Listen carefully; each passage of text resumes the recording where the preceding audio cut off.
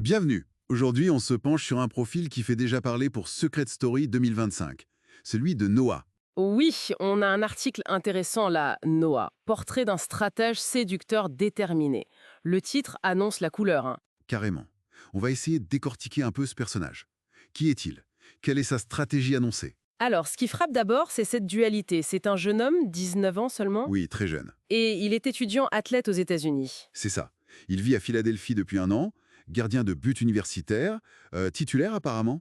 Il a voulu fuir le parcours classique en France. Il parle de rêve américain. Il a l'air d'avoir trouvé sa voie là-bas. Il maîtrise l'anglais maintenant. Tout à fait. Il dit que c'est la meilleure décision de sa vie, que cette année sur le campus, c'était la meilleure. Bon, cette énergie, il veut clairement l'amener dans le jeu. Sommet affiché.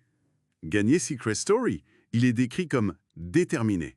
Oui, le mot revient, et cette détermination, on va voir qu'elle prend plusieurs formes. Justement, l'article explore ça. Commençons par le côté séducteur. Il ne cache pas ça. Non, pas du tout. Il se dit pas timide, il aime plaire, parler aux filles, c'est assez direct. Et il pense avoir un avantage. Oui, il croit que son côté français romantique, comme il dit, s'appelait aux Américaines. Bon, bah, voir si ça marche aussi dans la maison des secrets. Quels sont ses atouts selon lui? L'article mentionne son regard, son charme, et puis cette phrase « Je ne me prends jamais la tête ». Ah, l'attitude cool, décontractée? Voilà, ça peut être sincère, oui, déjà une stratégie pour endormir la méfiance peut-être. C'est là où ça devient vraiment intéressant, parce que derrière ce vernis sympa, Oui, l'article révèle un joueur qui annonce être prêt à tout. Je cite, s'il faut utiliser tous les vices, mentir, trahir, c'est fort. ah oui, carrément, il ne mâche pas ses mots. Et il ajoute même Qu'il tricherait.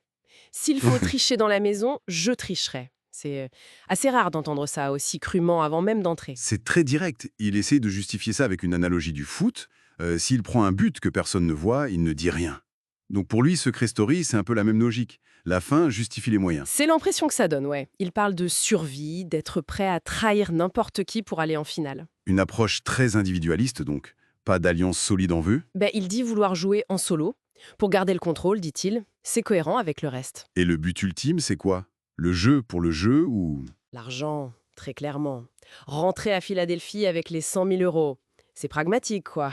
Comment on peut imaginer ces deux facettes cohabiter dans le jeu jute, le séducteur sympa et le stratège prêt à tout? C'est toute la question. Le charme, ça peut servir à obtenir des infos, à manipuler, peut-être, créer des liens.